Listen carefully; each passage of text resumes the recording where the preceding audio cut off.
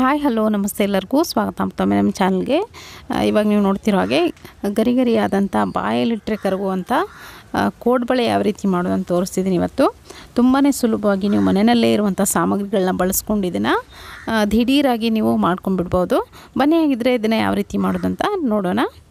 ನಾನಿಲ್ಲಿ ಒಂದು ಪ್ಯಾನ್ ಬಿಸಿ ಇಟ್ಕೊಂಡಿದ್ದೀನಿ. ಇದಕ್ಕೆ 1 ಕಪ್ ಆಗುವಷ್ಟು ಅಕ್ಕಿ ಹಿಟ್ಟನ್ನು ಸೇರಿಸ್ಕೊಳ್ತಾ ಇದ್ದೀನಿ. 1 ಕಪ್ ಅಳತೆ ಅಂದರೆ ಒಂದು 250 ಗ್ರಾಮ್ ಅಂತ ಹೇಳ್ಬೋದು. ಇದಕ್ಕೆ ನಾನಿಲ್ಲಿ ಒಂದು 4 ಟೇಬಲ್ ಸ್ಪೂನ್ ಆಗುವಷ್ಟು ಮೈದಾ ಹಿಟ್ಟನ್ನು ಸೇರಿಸ್ಕೊಳ್ತಾ ಇದ್ದೀನಿ. ಹಾಗೆಯೇ ಒಂದು 2ರಿಂದ 3 ಟೇಬಲ್ ಸ್ಪೂನ್ ಆಗುವಷ್ಟು ಸಣ್ಣ ರವೆ ಅಂತ ಏನು ಹೇಳ್ತೀವಿ ಅದನ್ನು ಕೂಡ ಸೇರಿಸ್ಕೊಳ್ತಾ ಇದ್ದೀನಿ. ಚಿರೋಟಿ ರವೆ ಕೂಡ ಅಂತ ಹೇಳ್ಬೋದು ನೀವು. ಇದನ್ನು ಚೆನ್ನಾಗಿ ಮೀಡಿಯಮ್ ಫ್ಲೇಮಲ್ಲಿ ಇಟ್ಕೊಂಡು ಹಿಟ್ಟನ್ನು ರವೆಯನ್ನು ಹುರ್ಕೊಳ್ಬೇಕು. ಸ್ವಲ್ಪ ಬಿಸಿ ಮಾಡಿದ್ರೆ ಸಾಕು, ಹಿಟ್ಟು ಪೂರ್ತಿ ಕೆಂಪಾಗೋವರೆಗೂ ಹುರಿಬೇಡಿ. ಇವಾಗ ನೋಡ್ತಿರ್ಬೋದು ಸ್ವಲ್ಪ ಬಿಸಿ ಆಗಿದೆ. ಇದನ್ನು ನಾನು ಒಂದು ಮಿಕ್ಸಿಂಗ್ ಬೌಲ್ಗೆ ಟ್ರಾನ್ಸ್ಫರ್ ಮಾಡ್ಕೊಳ್ತಾ ಇದ್ದೀನಿ. ಇವಾಗ ಹಿಟ್ಟನ್ನು ಒಂದ್ಸರಿ ಚೆನ್ನಾಗಿ ಗಂಟುಗಳೆಲ್ಲ ಬಿಡಿಸ್ಕೊಂಡಾದಮೇಲೆ ಇದಕ್ಕೆ ಉಳಿದಿರೋಂಥ ಇಂಗ್ರೀಡಿಯೆಂಟ್ಸ್ನ ಹಾಕ್ಕೊಳ್ಳೋಣ. ನಾನಲ್ಲಿ ಒಂದು ಅರ್ಧ ಟೀ ಸ್ಪೂನ್ ಆಗುವಷ್ಟು ಅಜ್ವಾಯಿನ್ ಅಂತ ಏನು ಕರಿತೀವಿ, ಓಮ್ ಕಾಳು, ಅದನ್ನು ಹಾಕ್ಕೊಳ್ತಾ ಇದ್ದೀನಿ. ಈ ಥರ ಕೈಯಿಂದ ಉಜ್ಜಿ ಹಾಕೋದ್ರಿಂದ ಅದರ ಫ್ಲೇವರು ಹಿಟ್ಟಿನಲ್ಲಿ ಬಿಟ್ಕೊಳ್ಳುತ್ತೆ. ಹಾಗೆ ಅರ್ಧ ಟೀ ಸ್ಪೂನ್ ಆಗುವಷ್ಟು ಜೀರಿಗೆ, ಅಚ್ಕಾರದ ಪುಡಿ ಒಂದು 2 ಟೇಬಲ್ ಸ್ಪೂನ್ ಆಗುವಷ್ಟು ಹಾಕ್ಕೊಳ್ತಾ ಇದ್ದೀನಿ. ನಿಮ್ಮ ಖಾರಕ್ಕೆ ಅನುಗುಣವಾಗಿ ನೀವು ಹಾಕ್ಕೊಳ್ಳಿ. ರುಚಿಗೆ ಎಷ್ಟು ಬೇಕಷ್ಟು ನೋಡಿಕೊಂಡು ಉಪ್ಪು ಹಾಕ್ಕೊಂಡು ಇದನ್ನು ಒಂದ್ಸರಿ ಹಿಟ್ಟು ಜೊತೆ ಚೆನ್ನಾಗಿ ಬೇರೆಯವರೆಗೂ ಮಿಕ್ಸ್ ಮಾಡ್ಕೊಳ್ಳಿ.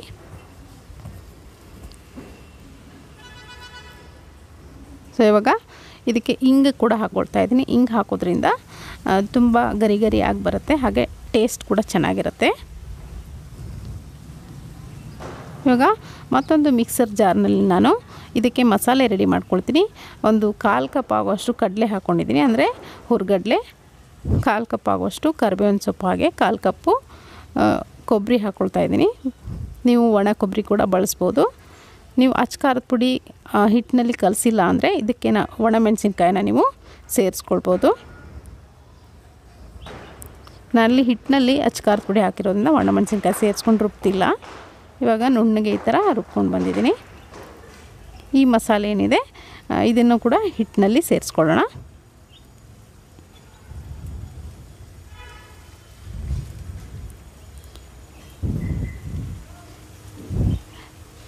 ಕಾಯಿ ಹಾಕೋದ್ರಿಂದ ತುಂಬ ಟೇಸ್ಟು ಚೆನ್ನಾಗಿ ಬರುತ್ತೆ. ಕಾಯಿ ಹಾಗೆ ಕಡಲೆ ಹಾಕೋದ್ರಿಂದ ಟೆಕ್ಸ್ಚರ್ ಚೆನ್ನಾಗಿ ಬರುತ್ತೆ, ಟೇಸ್ಟ್ ಕೂಡ ಚೆನ್ನಾಗಿ ಬರುತ್ತೆ. ಗರಿ ಗರಿಯಾಗಿ ನೀವು ಕೋಡ್ಬಳೆನ ಮಾಡ್ಬೋದು. ಒಂದ್ಸರಿ ಮಸಾಲೆನ ಚೆನ್ನಾಗಿ ಹಿಟ್ಟು ಜೊತೆ ಮಿಕ್ಸ್ ಮಾಡಾದಮೇಲೆ ನಾನಿಲ್ಲಿ ಎಳ್ಳನ್ನು ಕೂಡ ಸೇರಿಸ್ಕೊಳ್ತಾ ಇದ್ದೀನಿ. ನಾನಿಲ್ಲಿ ಆವಾಗಲೇ ಎಣ್ಣೆ ಕಾಯಕ್ಕಿಟ್ಟಿದ್ದೆ. ಒಂದು 2ರಿಂದ 3 ಟೇಬಲ್ ಸ್ಪೂನಷ್ಟು ಎಣ್ಣೆ ಇದೆ. ಪೂರ್ತಿಯಾಗಿ ಬಿಸಿ ಮಾಡ್ಕೊಂಡು ಎಣ್ಣೆನ ಹಿಟ್ಟು ಮೇಲೆ ಹಾಕ್ಕೊಂಡ್ರೆ ಈ ಥರ ಬಬಲ್ಸ್ ಬರಬೇಕು, ಅಷ್ಟು ಬಿಸಿ ಮಾಡ್ಕೊಳ್ಬೇಕು. ಎಣ್ಣೆನ ಹಾಕ್ಕೊಂಡು ಚೆನ್ನಾಗಿ ಒಂದ್ಸರಿ ಸ್ಪೂನಿಂದ ಮಿಕ್ಸ್ ಮಾಡ್ಕೊಳ್ಳಿ. ಒಂದ್ಸರಿ ಸ್ಪೂನಿಂದ ಮಿಕ್ಸ್ ಮಾಡ್ಕೊಂಡಾದಮೇಲೆ ಕೈಯಿಂದ ಇದನ್ನು ನೀಟಾಗಿ ಹಿಟ್ಟು ಜೊತೆ ಬೇರೆಯವರೆಗೂ ಚೆನ್ನಾಗಿ ಮಿಕ್ಸ್ ಮಾಡ್ಕೊಳ್ಬೇಕಾಗುತ್ತೆ.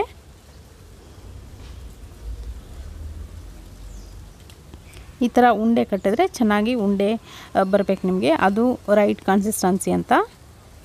ಇವಾಗ ಸ್ವಲ್ಪನೇ ನೀರು ಹಾಕ್ಕೊಂಡು ಇದನ್ನು ಒಂದು ಚಪಾತಿ ಹಿಟ್ಟಿನ ಹದಕ್ಕೆ ನೀವು ಇದನ್ನು ನಾದ್ಕೊಳ್ಬೇಕಾಗತ್ತೆ.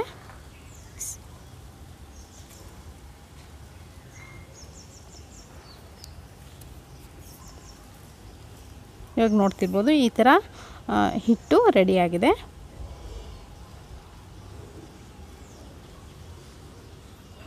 ಇವಾಗ ಕೋಡ್ಬಳೆ ಯಾವ ರೀತಿ ಮಾಡೋದಂತ ನೋಡೋಣ. ಇದರಿಂದ ನಾನು ಸ್ವಲ್ಪ ಭಾಗದ ಹಿಟ್ಟನ್ನು ತಗೊಳ್ತಿದ್ದೀನಿ. ತುಂಬ ಸುಲಭವಾಗಿ ನೀವು ಒಂದು ಅರ್ಧ ಗಂಟೆಲೆಲ್ಲ ಮಾಡಿ ಮುಗಿಸ್ಬಿಡ್ಬೋದು, ಅಷ್ಟು ಸುಲಭ. ಕೋಡ್ಬಳೆ ಮಾಡೋದು ಕಷ್ಟನೇ ಅಲ್ಲ. ಇವಾಗ ಈ ಥರ ಕೈಯಿಂದ ತೆಳುವಾಗಿ ಇದನ್ನು ಊದ್ಕೊಳ್ಳಿ. ನಿಮಗೆ ಒಂದೇ ಸೈಜ್ನಲ್ಲಿ ಕೋಡ್ಬಳೆ ಬೇಕು ಅಂದರೆ ಈ ಥರ ಒಂದು ಸೈಜ್ನ ನೋಡಿಕೊಂಡು ಈ ಥರ ಚಾಕುವಿಂದ ಕಟ್ ಮಾಡ್ಕೊಂಡು ನೀವು ಮಾಡ್ಕೊಳ್ಬೋದು.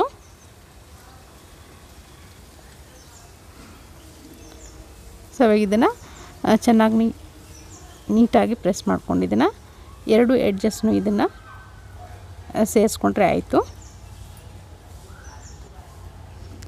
ಸೊ ನೋಡ್ತಿರ್ಬೋದು ಇವಾಗ ಕೋಡ್ಬಳೆ ರೆಡಿಯಾಗಿದೆ. ಇದೇ ಥರ ಉಳಿದಿರುವಂಥ ಎಲ್ಲವನ್ನು ಮಾಡ್ಕೊಳ್ಬೋದು. ನೀವು ಇದೇ ಹಿಟ್ಟನ್ನು ಬಳಸ್ಕೊಂಡು ಚಕ್ಲಿ ಕೂಡ ನೀವು ಮಾಡ್ಕೊಳ್ಬೋದು, ಅದು ಕೂಡ ಚೆನ್ನಾಗಿ ಬರುತ್ತೆ ಚಕ್ಲಿ ಕೂಡ.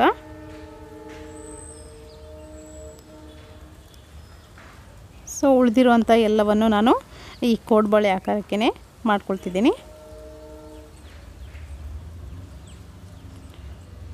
ಸೊ ಇವಾಗ ಒಟ್ಟಿಗೆ ಎಲ್ಲವನ್ನು ಮಾಡಿಟ್ಕೊಂಡಿದ್ದೀನಿ. ಇಲ್ಲಿ ಪಕ್ಕದಲ್ಲಿ ಎಣ್ಣೆ ಕೂಡ ನಾನು ಕಾಯಕ್ಕಿಟ್ಟಿದ್ದೀನಿ.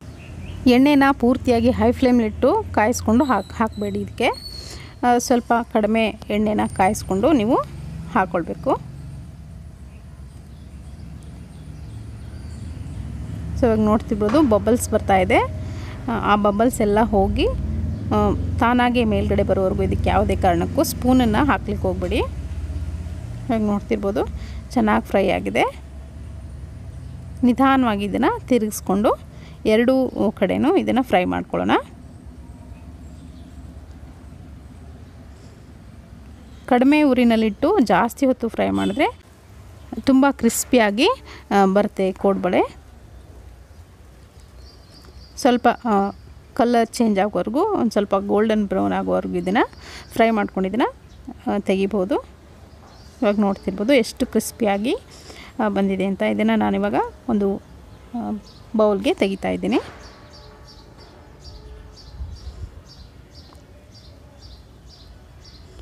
ತುಂಬ ಈಸಿಯಾಗಿ ನೀವು ಒಂದು 15 ನಿಮಿಷದಲ್ಲೆಲ್ಲ ಹಿಟ್ಟನ್ನು ರೆಡಿ ಮಾಡ್ಕೊಂಡಿದ್ದೀನ ಮಾಡಿಬಿಡ್ಬೋದು.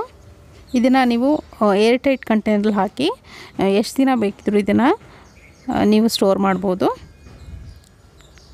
ತುಂಬಾ ಗರಿ ಗರಿಯಾಗಿ ಬಂದಿತ್ತು ನಾನು ಮಾಡಿದ್ದಾಗ. ಇವಾಗ ನೋಡ್ತಿರ್ಬೋದು ನೀವು, ತುಂಬ ಟೇಸ್ಟಿಯಾಗಿ ಕೂಡ ಇತ್ತು. ಸೊ ಇವತ್ತಿನ ಈ ರೆಸಿಪಿ ಖಂಡಿತವಾಗ್ಲೂ ನಿಮಗೆ ಇಷ್ಟ ಆಗಿದೆ ಅಂದ್ಕೊಳ್ತೀನಿ. ಇಷ್ಟ ಆಗಿದ್ರೆ ಒಂದು ಲೈಕ್ ಒತ್ತೋದನ್ನು ಮಾತ್ರ ಮರಿಬೇಡಿ. Thank you.